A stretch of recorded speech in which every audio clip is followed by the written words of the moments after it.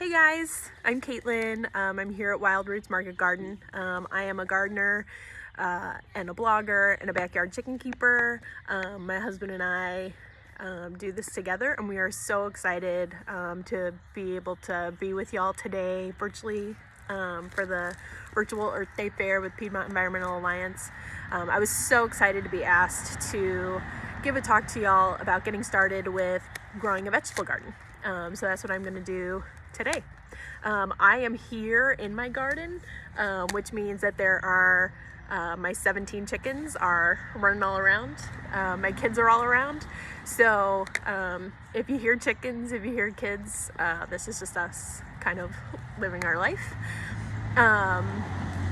I am going to be watching this video back live with y'all at the virtual fair. So I am in the comments right now. If you have questions about anything that I talk about, if I don't talk about something that you want me to talk about, feel free to drop a comment in the questions and I will do my best to answer them all as quickly as possible. You can also send me a message. I'm happy to geek out about gardening absolutely all the time. It's my favorite thing. So before I get started with telling y'all a little bit about some of my tips to get started growing your own vegetables, I want to give you an introduction to me. So I grew up in the suburbs of Chicago. I moved here to the Winston-Salem area 2 years ago. So this will be my third growing season here in here in Winston-Salem. Before I moved here, like I said, I grew up in the suburbs of Chicago. People didn't have gardens. Like when I'm driving around here, y'all know it's common to see people with corn in their front yard, or blackberry bushes, or just beautiful gardens everywhere. That is not the experience where I grew up at all. I am sure there are people with gardens, but nothing like it is here. I didn't grow up with gardening a part of my life. I considered myself a brown thumb. My mom always had plants inside the house, and she always took care of them. They always looked great, and she would bring us plants, and they would not look good. And we had a hibiscus at our old house, and actually, like, our neighbor, like, one day came over and was like, "Can I please, like, take your hibiscus and, like, nurse it back to health?" And she, like, overwintered it in her house and, like, whatever. And I was just probably what you would call a brown thumb. But one of the things that I learned really quickly when I started gardening, I heard someone say that it's more important to have your hands dirty than to have a green thumb. And I really took that to heart, and I still do today. I think you don't have to be a green thumb. You don't have to be successful growing everything, or even anything, right? To have fun and build a relationship with Mother Nature through the garden. It's not a requirement. It's something that you may have a lot of success right away. You may not have a lot of success right away, whatever. As long as you're out there having fun, learning something new, I think it's just a beautiful thing, right? And so when I moved here, one of the first things that we did, the March that we moved here, we went down to visit some friends of mine in the Oak Island area on the coast. And we were getting ready to sit down for dinner. My girlfriend was like, "Wow, coleslaw would be really good with whatever we were having." And honestly, I don't remember what we were having except for the coleslaw. She was like, "Coleslaw would be really good." And so she walked out to her garden and she gets cabbage and carrots and whatever else she needed to make the coleslaw. And she just made it in 2 seconds. I am when you want to make coleslaw with dinner, you either hope you have the ingredients in the fridge or you go to the grocery store. Until that point in my life, that's what you do when you want something for dinner.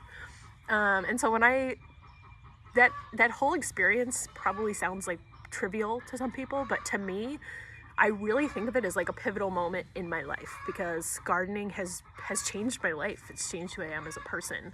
And it was just that little, small, simple thing. On the way home from the coast, I was like, "Mitch, that's what I want to do. I want to set up a garden. I want to be able to go outside, and I want pesto today. Let's go get some basil. I want a salad today. Let's go get some kale and some spinach and some lettuce," whatever. So that's why I got started in gardening. Okay, so that's a little bit about me. Now I'm going to walk you guys through 8 steps to setting up your own garden. So the first step is to find a good spot. So there's some technical things about what makes a good spot. So some of those are, you want to make sure that it's in a location that gets plenty of sun if you're growing vegetables. A lot of vegetables, not all, but a lot of vegetables want at least 6 hours of sun, what they call full sun. So even more than 6 hours is better. Now, with that being said, you can't really see it, but I'm sitting under an oak tree right now. So part of our garden is in a shadier area, which is great because North Carolina summers can get pretty hot. So when we're working out here, it's nice to have somewhere to go, to get some shade, right? And there are some vegetables that aren't very picky, and there are some vegetables that actually prefer shade. So things like lettuces, cool weather crops, broccoli, cauliflower, things like that. We've had success growing beans over there. So if you don't have an area that gets tons of sun, there are definitely some things that you can still look at growing, and that you should still try to grow. You can also grow in containers and move them around into different parts of the sun if you don't have a ton of sunlight at home. But sunlight is a pretty big thing for sure. I read once that gardening on a south-facing slope helps you create a really great microclimate. That's how our property just happens to be set up, that we're on a south-facing slope. So that's how I garden, but that's again, absolutely not required. But if you have a south-facing slope and it's a nice area for you, then by all means, go ahead and give that a try. Another thing that's going to be important about your location is protection, right? So we have a fence around our entire garden. We put the fence up,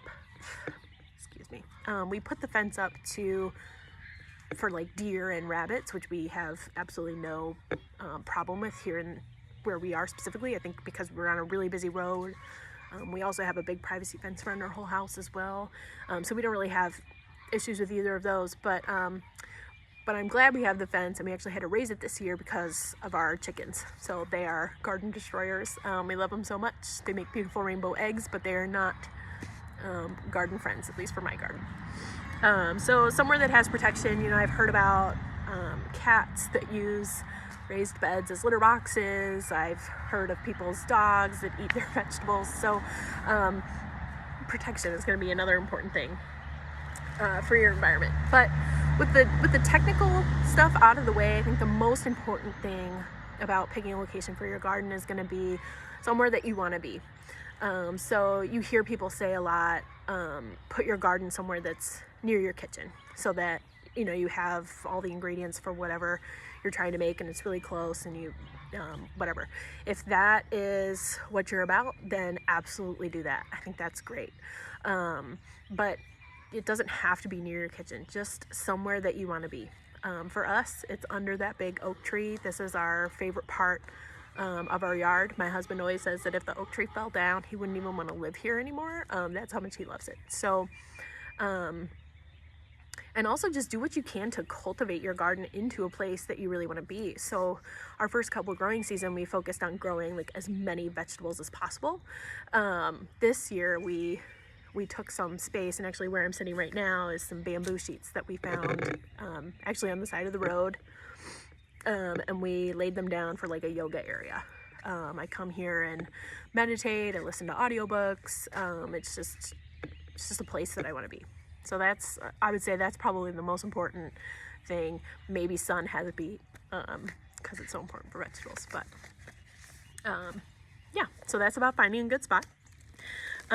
Decide how you want to grow. So I hear a lot of different, I'm in a lot of different gardening groups and stuff on social media, and there's a lot of comparison about, is raised beds better? Is in the ground better? Is container gardening better? There's pros and cons, there's whatever, there's a lot of comparison going on. I really think of it as it's a personal style. It's a personal preference. Gardening is a way to partner with Mother Earth for self-expression. And so if raised beds call to you, then that's what you should go for. One of the most beautiful vegetable gardens I've ever seen My friend Liz's garden is gorgeous, and it is all containers. It is beautiful. I don't have a whole lot of success personally growing in containers, but her container garden is fabulous. Everything is loving its life in there, and it just looks beautiful. I personally grow directly in the ground. It was the easiest for us to get started with the amount of space that I wanted to grow in. So I have 79 4 by 4 foot square beds. That's a lot of space, and it would have required a lot of funds that I don't have to get that many raised beds or containers set up and then filled with soil. So I just grow directly in the ground. What I would say on this, again, follow your gut, do what feels right to you, what speaks to you, and then of course you can change it up. So when we first started gardening, we didn't have borders or anything like that. Like, we just grew directly into the ground, period. We grew in rows, the end. Last year we switched up to square foot gardening, which I'll talk about a little bit more in a minute, but we started square foot gardening, and when we did that is when we decided to set up the 4 foot by 4 foot beds, and we used brick and wood that we reclaimed to put those borders together. So it's kind of a hybrid between a raised bed and directly in the ground now, but it's still directly in the ground, and we just do things like add compost. So really, I guess what my point is here is do what speaks to you, do what you have the funds for, just get started, and don't feel like you have to be married to one or the other. You can absolutely move around. The third tip is don't overdo it, or do overdo it if that's your thing. That's my thing. So last year, for example, I grew 48 tomato plants. I overdid it. This year I'm growing 16. But for me, like, that's fun. Like, I loved doing that. I just wanted to see what would happen. I brought tomatoes into work. I thought it was a great time, right?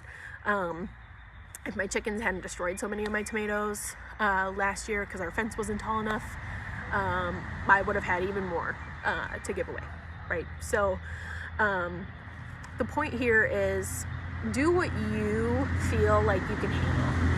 It's better to have a few plants, a few different vegetables growing than a big field that you can't take care of, or you run out of time for, or that just starts to feel overwhelming.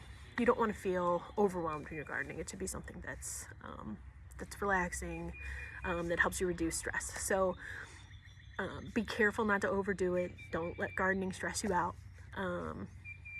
But do what feels right to you.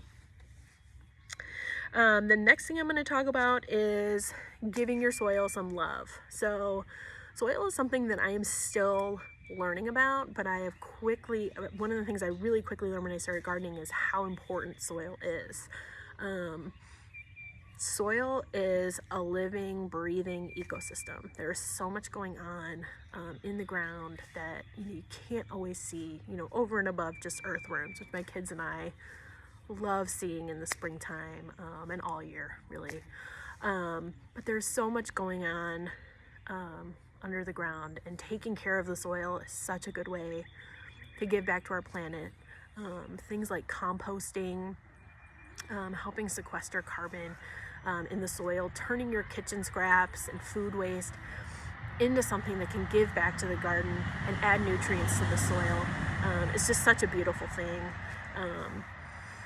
I just have so much love for soil. And so what I'll say is that, there are so many ways to help and protect your soil. So I already talked a little bit about composting. We started a compost pile in our backyard last year. All of our kitchen scraps go there.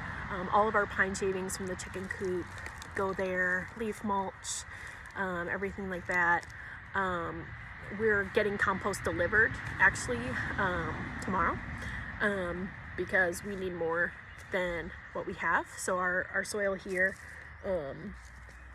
it's a little clay, like most of what's around. So there's different parts of the garden have different soils. So there's some parts down at the far end, the bottom of our south facing slope are sandier. Then other areas under this big oak tree back here are more loamy. But then we have a lot of clay as well, which is really common around here. So adding organic material through composting is a great way to help improve that soil texture, help add nutrients that the plants need to grow and provide nutritious food. That's all helped by composting. The other thing that I love to do to help with the soil is cover cropping.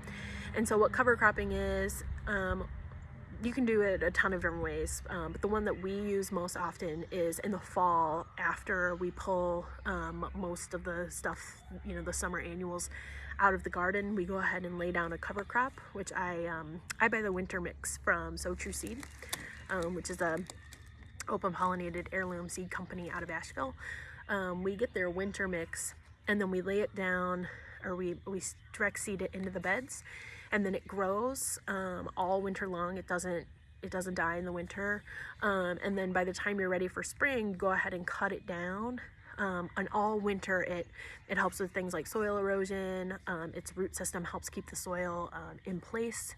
It helps keep weeds down, so in the spring we're not having to worry about a whole bunch of different weeds, although you can see I got a lot of weeds here in the paths between my beds, as well as in some of my beds that I haven't planted yet. But in the areas where we use cover crop, where we used it last year, there's barely any weeds.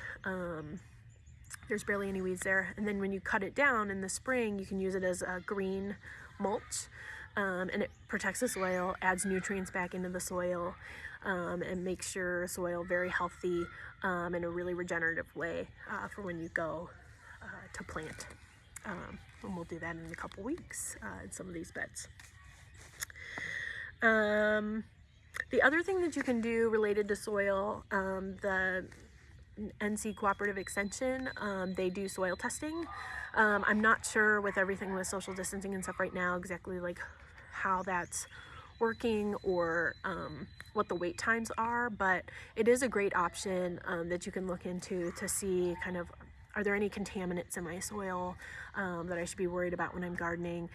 Is there deficiencies of some of the key nutrients, phosphorus, nitrogen? Is there some amendments that I need to make to my soil to help my plants thrive? So you can absolutely look into that. I think during the peak season, which we're in right now, the peak growing season, from April to November, they charge $4 for a soil test. And then in the off season, it's free. So that's something that you can look into doing to learn more about your soil as well. Okay, so deciding what to grow. I meant to bring a bunch of seed catalogs out here with me, but I forgot. But so that's okay. I did bring some different tomatoes, just so that you could see, right? A tomato isn't a tomato, right? I have a girlfriend who she thought she hated tomatoes until she had a Cherokee Purple, and then she was like, "What is this? This isn't a tomato." Heirloom varieties are they're nothing like what you would get at a regular grocery store, typical tomato that you would see. There's so many different varieties. So when you're thinking about what you want to grow, I always recommend to people, first, think about things that your family likes to eat. So we love tomatoes. We love making homemade ravioli and making our own marinara sauce. Our first year gardening, we grew a whole bunch of Amish paste tomatoes, and we made spaghetti sauce and pasta sauce that lasted us from the summer until January of the next year. That was awesome. That was so exciting. But there's so many different tomatoes. So this one here is one of those Amish pastes, but then this little guy is an orange hat micro tomato. And so definitely, if you haven't already, explore some seed catalogs. So places like So True Seed out of Asheville, Southern Exposure Seed Exchange, Baker Creek Rare Seeds. There's tons of places where you can learn about heirloom varieties of different things. You could try some different ones. I love open pollinated seeds. So heirlooms are just breeds that have been, or plants that have been bred by people for specific qualities kind of over time, right? So they're things that have history, that they have a heritage. I just think that's beautiful. But open pollinated seeds are seeds where, and actually if you look in the background here right behind me, you can see all the yellow flowers. That's broccoli. So that's an open pollinated broccoli that we planted, and it is going to seed right now. That's what the flowers are. And so we'll save those seeds when they're done, and then next year we don't have to buy broccoli at all. And these are the strongest plants that we had this year. And so hopefully next year then we'll get an even stronger group of broccoli. So that's what I love about open pollinated, is that you can buy them once. They really, I think the seed packet was like $2.50 or something. And then you don't have to buy them again. Now we usually do, because I love heirloom varieties and like to try new and different things. So we usually do buy like a variety or two more, but you can really save a lot of money and do something that really helps the environment and promotes your relationship with the planet. It's pretty cool when you save your own seed. It just feels like the last gardening season is connected to this gardening season, which will be connected to the next gardening season, right? So I already mentioned, grow things that you like to eat, but also grow things that you think you don't like to eat. So I was 29 when I realized that I actually like Brussels sprouts, and that's because I grew them myself. So when I grew them, I was like, okay, well, I'm gonna taste these. And so then I tasted them, and then now it's our favorite food. I mean, we eat Brussels sprouts. My kids are 4 and 5, and like Brussels sprouts is my 4-year-old's favorite food. And it's just, even if there's things that you think like, I don't know if we'll really eat that, try to grow it yourself. Maybe don't plant like 100 beds of it or something, but try to grow a little bit of it for yourself, and then see if that helps you kind of expand what you like and what you don't like. Okay, so I want to talk a little bit about companion planting next. I think I'm on number 5 here, maybe 6. Companion planting is one of my very, very, very favorite things. And it's a great way to partner with Mother Nature in the garden, which is actually the next step, is partnering with Mother Nature. So I'll get back to that in a little bit. But companion planting is where you plant certain things together for the benefit of all the plants. So my very favorite way to companion plant is the Three Sisters garden. We did our first Three Sisters garden last year. We have our Three Sisters garden that we're getting ready to plant probably next weekend. What the Three Sisters garden is, it's 3 plants that were traditionally grown together in Native American cultures because of the symbiotic relationship that those 3 plants have, and they're really able to grow better when they're grown together. So the first one is corn. So we plant sweet corn in mounds, and then the week after that we plant pole beans, and those pole beans will grow up the corn.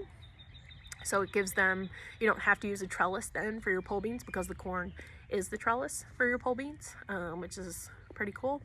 And then the last thing that you plant is winter squash. So we did butternut squash and spaghetti squash last year, and I think that we're going to do something similar again this year. And so what the squash does is it provides shade to help keep weeds down around the corn and the beans. It also helps keep the soil moist, and then it obviously provides you with some great delicious squash that can remain on your counter for a while and be used throughout the season. So those 3 plants, they grow really well together. We had a lot of success with that last year, and looking forward to doing it again. I just think it's such a beautiful thing to see how they really all benefit one another. It's just so cool. From a companion planting perspective, there's some other things, tomato and basil. I mean, that just makes sense, but they grow really well together. They help each other with different pests that they experience. Same thing with carrots and onions. So those will grow really well together. So companion planting, it depends on what style of gardening you use, exactly how you do companion planting, right? But for us, since we're growing directly in the ground, for our carrots and onions, for example, we have one 4-foot by 4-foot square foot bed that half of it is carrots and half of it is chives. For our tomatoes and basil, we have 16 tomato plants in 4 beds, and then we have 8 basil plants in the next 2 beds next to those tomatoes. So they grow next to each other, but not like interspersed all around. Now, if you're growing in raised beds, you can absolutely intersperse them. You can do that if you want to.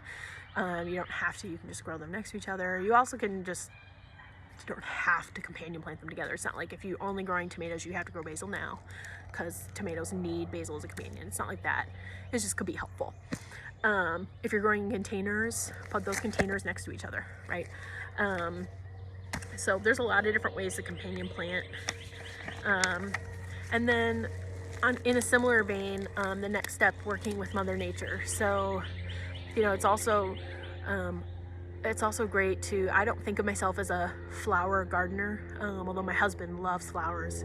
We grew a bunch of wildflowers last year, and he has started a lot of different beds with flowers this year. So sunflowers, calendula, lots of different herbs this year. I don't think of myself as a flower gardener, but flowers are so important for pollinators that you need to pollinate your vegetables, right? So even if you think like, oh, I'm a vegetable gardener, I'm growing my own food, don't forget to plant flowers, herbs, things for bees, things for butterflies. Nasturtium and marigolds are great to help with pests. You know, all the flowers are just beautiful, and they smell great, and they attract all the right stuff to your garden. So absolutely do that. The other thing that I would say is that, you know, weeds and insects are a part of a natural living ecosystem. So you can see that I have, you know, this bed behind me is all full of weeds because we haven't planted it yet. That's okay. I'm gonna just leave them there. The bees, I come out here and the bees just are loving on them. It's a healthy part of an ecosystem. Out here in the summer, there is so many bugs out here. We never fight back with chemicals. We don't spray anything for the weeds. We don't spray anything for bugs. We do sometimes use a hot pepper recipe that my husband has. So it's just, if we have like really bad aphids or another bug problem, we will spray with a just organic water and hot pepper solution to try to help with that a little bit.